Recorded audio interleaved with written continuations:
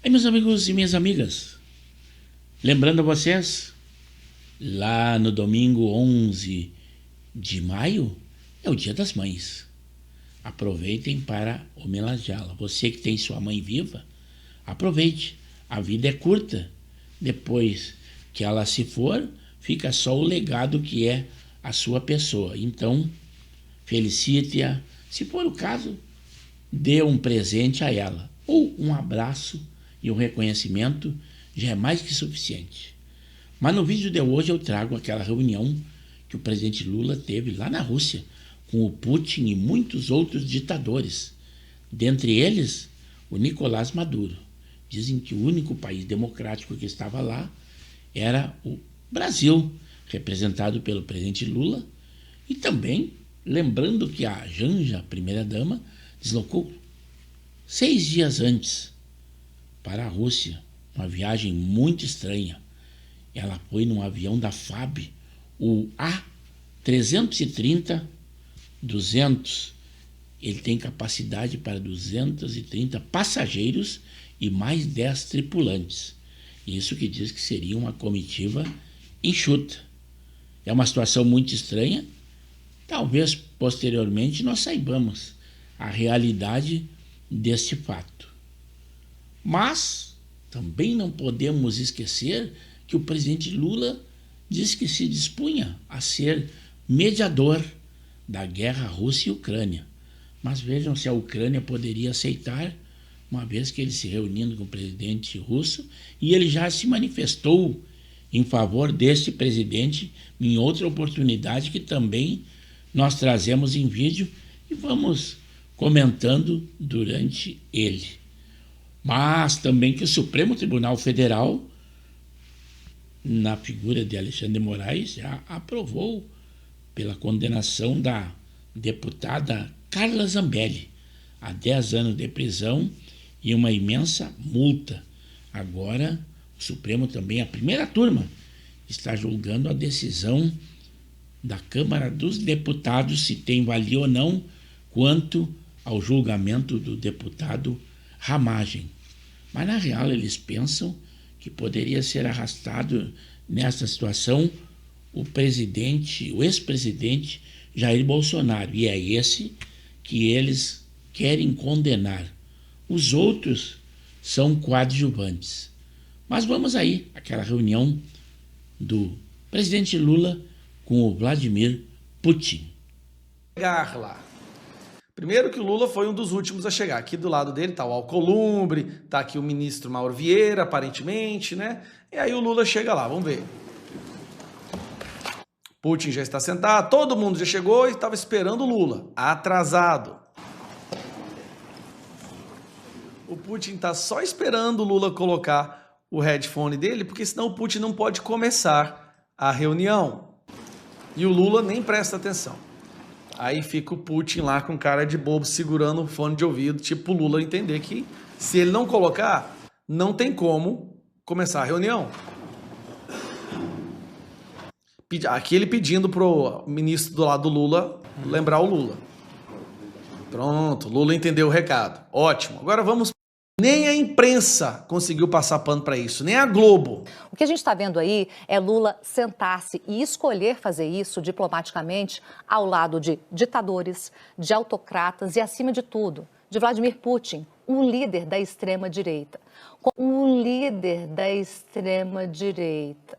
A Globo vai bater no Lula, mas ela tem a pecha de dizer que o Putin é um ditador da extrema-direita. Gente, isso aqui pra mim, isso aqui é o fim mesmo. Olha, a Globo disse que Putin, ex-KGB, União Soviética Comunista, é um líder da extrema-direita.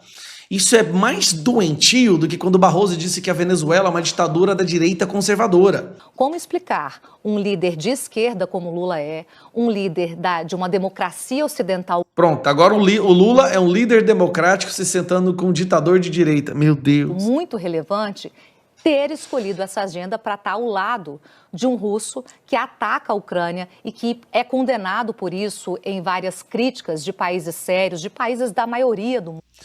E aí nós temos também uma explicação bem detalhada do porquê da Ucrânia não concordar de que Lula pudesse, por acaso, ser mediador dessa guerra, Rússia e Ucrânia, até como ele já, em outra oportunidade, segundo eu havia dito, ele já se manifestou dizendo que, não culpando a Rússia, que os dois países seriam culpados, mas a Ucrânia foi atacada e como seria culpada neste caso?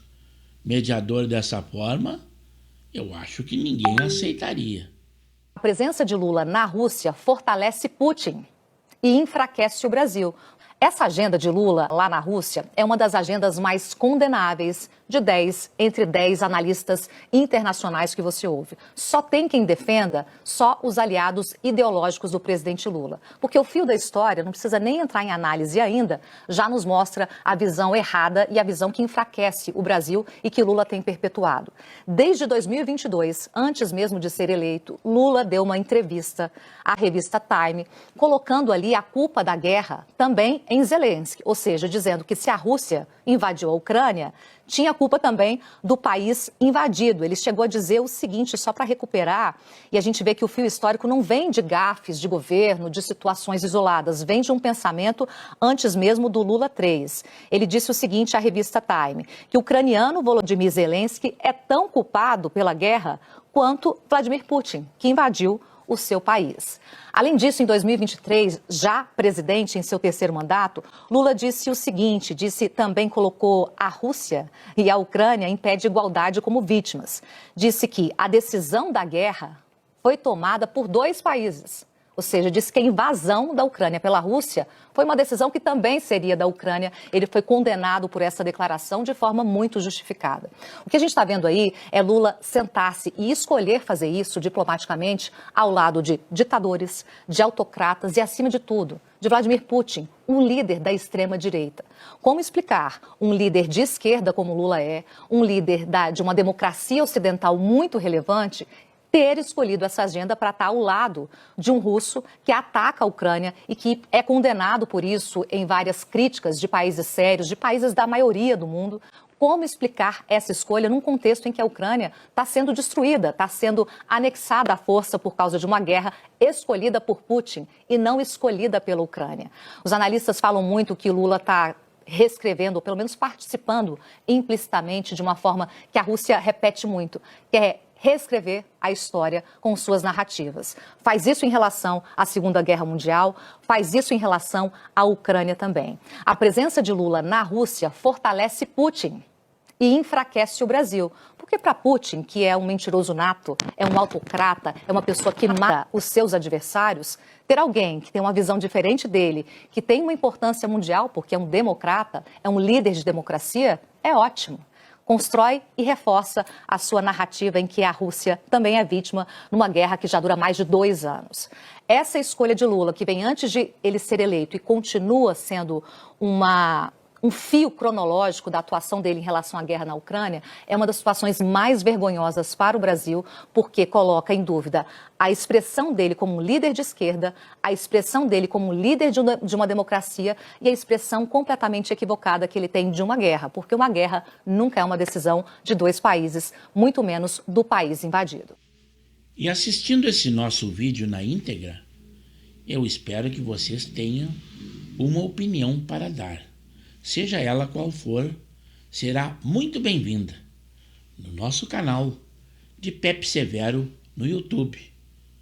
E também eu gostaria de pedir que, se acharem por bem, que se inscrevam no canal, pois nós temos edições diárias e os mais variados assuntos.